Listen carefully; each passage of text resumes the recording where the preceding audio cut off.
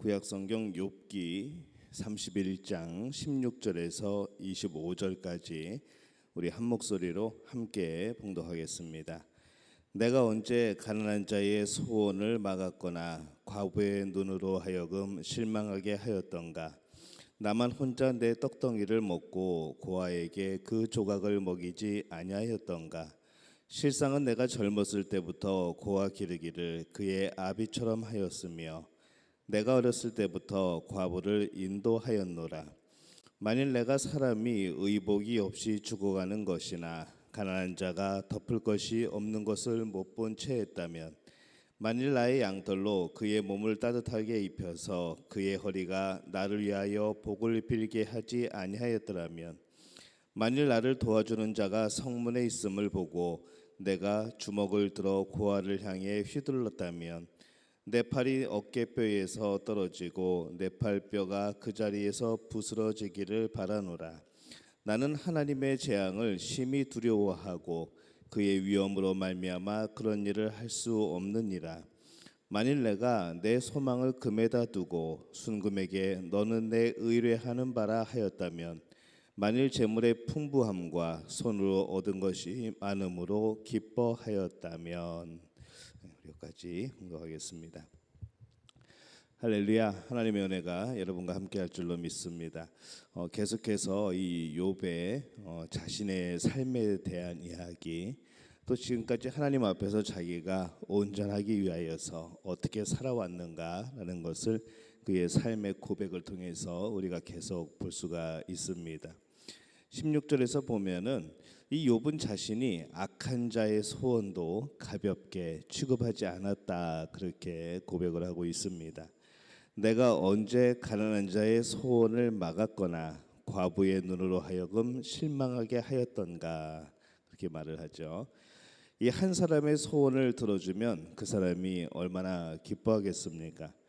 그러나 이 많은 사람들은 그것이 자신의 일이 아니고 또 그렇게 생각하여서 다른 사람의 소원을 들어줄 수 있음에도 불구하고 들어주지 않는 그런 경우들이 많이 있습니다.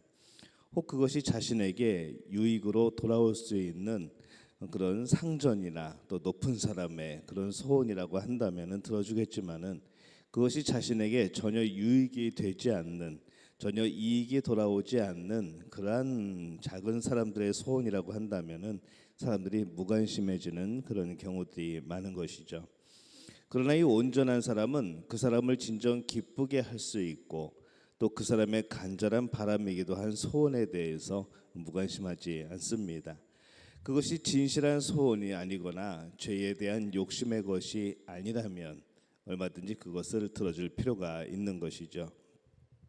내가 조금 수고하여서 이 다른 사람의 소원을 들어줄 수 있다면 여러분 그 소원을 들어주시기를 바랍니다. 그것이 욥처럼 온전한 사람의 바른 삶이 되어지길 겁니다. 17절에서 18절에 보면은 욥은 또한 이 소년소녀 가장이나 이 과부를 오랫동안 도와주고 있었다라고 이렇게 회상을 하고 고백하고 있습니다. 나만 혼자 내 떡덩이를 먹고 고아에게 그 조각을 먹이지 아니하였던가. 실상은 내가 젊었을 때부터 고아 기르기를 그의 아비처럼 하였으며 내가 어렸을 때부터 과부를 인도하였노라, 이렇게 고백을 합니다. 우리가 이 한 번, 그러니까 일회적으로 하는 그런 도움은 참 쉽습니다. 그러나 이 오랫동안 자신의 일정한 수입을 떼어서 이 도와준다는 것은 정말로 순전한 그런 마음이 없으면 불가능한 것이죠. 그러나 욥은 그렇게 하였다고 그렇게 고백을 하고 있습니다. 19절에서 20절에 보면은 만일 내가 사람이 의복이 없이 죽어가는 것이나 가난한 자가 덮을 것이 없는 것을 못 본 채 했다면, 만일 나의 양털로 그의 몸을 따뜻하게 입혀서 그의 허리가 나를 위하여 복을 빌게 하지 아니하였다면, 이렇게 말을 하죠. 이 그가 도와준 겉옷은 그냥 우리 쉽게 말하는 그런 겉옷이 아닙니다. 이 지역의 저녁은 참 추워서 겉옷이 없으면은 그날의 밤에 얼어 죽을 수도 있는 것이죠. 이 욥에게는 이 겉옷이 돈이 나가는 것이기는 하지만은 이 생명까지 위협하는 것은 아니었습니다. 그래서 그는 자신의 수고로 다른 사람을 죽음에서 건지고 있는 그런 모습을 지금 고백을 하고 있는 것이죠. 오늘날에도 이런 모습은 우리 주위에 많이 있습니다. 우리에게는 작은 수고이지만 그 사람에게는 죽음에서 생명으로 옮겨가는 그러한 일들이 벌어지는 경우들이 있는 것이죠. 우리의 작은 수고가, 우리의 그런 작은 노력이 바로 사람의 생명을 살리는 그런 일들을 할 수 있다는 겁니다. 많은 사람들은 그 작은 수고가 아까워서 그 사람에게 관심을 가지려고 하지 않지만은 우리는 천하보다 귀한 이 한 사람을 살리는 그 아름다운 수고를 늘 감당해야 되는 그런 하나님의 자녀인 줄로 믿습니다. 또 21절에서 이 욥은 자신이 권력으로 거짓을 행하지 않았다라고 고백을 합니다. 만일 나를 도와주는 자가 성문에 있음을 보고 내가 주먹을 들어 고아를 향해 휘둘렀다면, 이렇게 고백을 하죠. 이 모든 행동들은 욥을 어떻게 이렇게 잘 해낼 수 있었을까? 어떤 이런 상황 속에서 그가 올바른 판단을 하고 그가 하나님이 기뻐하시는 일을 하고 어떻게 그가 기준을 정하고 그렇게 살아갈 수 있었을까라고 우리가 생각해 보게 됩니다. 사람을 보면 우리는 이 약한 자의 소원쯤이야 나 몰라라 하면은 그냥 끝나는 것이죠. 약자의 필요도 그때는 불쌍한 마음이 들기는 하지만은 우리가 흔히 핑계대는 말이 있죠. 가난은 임금님도 구제 못한다라는 옛날에 우리 속담이 있습니다. 그 생각을 하면서 그냥 눈 감고 지나가 버리고 맙니다. 이 본인에게는 생명의 문제이지만은 내 일이 아닌 경우에는 그들에게는 생명이 왔다 갔다는 문제이지만 내 입장에서는 아무것도 아닌 일에는 우리가 관심을 갖지 않고 중요하게 여기지 않는 것이죠. 사람들은 권력을 굉장히 좋아합니다. 왜냐하면 이 권력이 있으면 많은 것을 얻을 수 있기 때문인 것이죠. 그러나 이 모든 유혹으로부터 벗어나서 욥이 온전한 사람으로 살 수 있었던 비결이 과연 무엇인가라고 우리가 살펴본다면은 그것은 23절에 답이 나옵니다. 나는 하나님의 재앙을 심히 두려워하고 그의 위엄으로 말미암아 그런 일을 할 수 없느니라, 이렇게 고백을 합니다. 그러니까 이해가 되죠. 왜 그가 여러 가지 상황 속에서 그렇게 했는가? 여러 가지 그런 기준 속에서 어떻게 그렇게 그가 하나님이 기뻐하신 일을 했는가? 그의 마음에는 항상 하나님의 재앙을 심히 두려워하고 그의 위엄으로 말미암아 그런 일을 우리가 범하지 아니하였다라고 고백을 하는 겁니다. 이 욥은 하나님을 두려워하였다고 말하고 있습니다.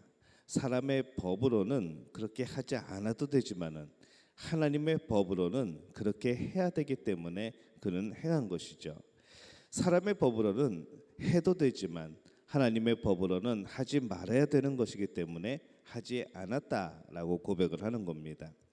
이 세상의 모든 심판자는 사람이 아니라 하나님이십니다. 그렇기 때문에 그는 하나님의 법을 따르는 것이죠. 사람들은 세상의 주관자가 되신 하나님을 모르기 때문에 하나님을 두려워하지 않고 여러 가지 악을 행합니다. 욥은 높고 높은 하나님을 너무나도 잘 알고 있었습니다. 그렇기 때문에 그는 어떤 일을 행하더라도 이 하나님이 기뻐하는 것일까, 하나님이 원하는 것일까라는 것을 늘 생각하고 마음에 염두에 두고 그렇게 행했던 것이죠. 그래서 이 어떤 일을 행하더라도 하나님의 뜻을 찾게 되고 하나님의 뜻에 어긋난 일에는 하나님을 두려워하는 마음으로 그 일을 하지 않은 겁니다. 하나님을 두려워하는 마음으로 하나님의 뜻을 또 행한 것이죠. 욥이 아무리 더 많이 가지려고 사람에게 인색하고 사람들의 것을 빼앗고 우리가 그렇게 살아간다고 할지라도 욥이 알고 있었던 것은 내가 아무리 그렇게 살아도 하나님이 한순간 빼앗아 가시면은 사람은 어쩔 수 없다는 사실을 그는 너무나도 잘 알고 있었던 겁니다. 그렇기 때문에 그는 가난한 자를 돕고 약한 자를 도우면서 그것이 힘들기보다는 오히려 감사할 수 있었던 것이죠. 하나님이 그것을 주심으로 인해서 내가 베풀 수 있다는 것, 이 상황에 그는 감사한 겁니다. 이 말씀 가운데 그 위험을 인하여 아무것도 할 수 없느니라라고 말을 하는 거죠. 이 말씀은 그 하나님의 위험을 인하여 이런 악한 일을 할 수 없었다는 그런 뜻입니다. 하나님이 두 눈 부릅뜨고 계시는 겁니다. 그런 가운데 어떻게 이 선한 일을 하지 않을 수 있을까라는 거죠. 악한 일을 할 생각을 어떻게 할까라는 겁니다. 하나님이 두 눈 부릅뜨고 우리를 지켜보고 계십니다. 이 하나님을 두려워하는 마음은 공포가 아닙니다. 이 공포는 파괴하는 두려움이죠. 그러나 여기서 말하는 두려움은 하나님에 대한 경외입니다. 존경하는 마음이죠. 존경하는 마음 가운데 나타나는 그런 두려움입니다. 이 두려움은 우리를 죄에서 해방시키는 역할을 합니다. 우리를 죄에서 자유케 하는 두려움이죠. 우리를 죄로 가까이 가지 못하게 하는 하나님의 거룩하심, 바로 그러한 경외입니다. 이 하나님을 경외하는 마음이 우리 안에 항상 있어서 우리가 이 땅을 살아가게 될 때에 무엇을 기준으로 살아가는가라는 질문을 던질 때 하나님이 기뻐하는 것, 하나님이 막으시는 것, 우리가 그것을 가지고 기준을 삼고 살아가는 우리 모두가 되시기를 바랍니다. 그렇게 살아가게 될 때에 오늘 욥이 계속해서 고백하고 있는 것처럼 하나님 앞에서 내가 하나님 때문에 나는 이렇게 살았다, 그렇게 삶으로 인하여서 이 하나님이 온전함을 주셨다라고 고백하는 우리 믿음의 가족들이 되어지시기를 예수님의 이름으로 축원합니다. 기도하겠습니다. 하나님, 은혜와 사랑에 감사를 드립니다. 오늘 말씀을 통하여서 이 욥의 온전한 삶의 모습을 다시 한번 살펴봅니다. 우리가 흔히 지나치기 쉬운 것, 우리가 흔히 무시하기 쉬웠던 많은 일들, 사람에 대한 것, 또 이 세상에 대한 것, 하나님의 기준이 아니라, 하나님의 마음이 아니라 우리의 보기에 좋고 나쁘다 판단했던 많은 것들, 아버지, 그것을 기억하며 오늘 우리가 참 많은 잘못된 판단을 하였음을 주 앞에 고백을 합니다. 오늘 이 말씀을 통하여서 우리 또한 하나님이 기뻐하시는 그 기준을 가지고 살아가기를 원합니다. 하나님이 기뻐하시지 않는 그 일을 삼가하는 그런 모습으로 살아가기를 원합니다. 하나님, 우리에게 역사하여 주셔서 우리를 깨우쳐 주시옵소서. 매 순간마다 질문하는 자들에게 도와주옵소서.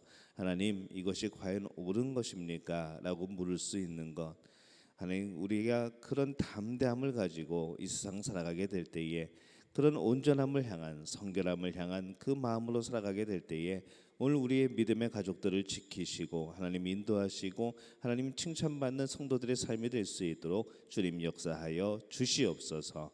모든 것을 주님께 의탁하옵고 예수님의 이름으로 간절히 축복하며 기도하옵나이다. 아멘.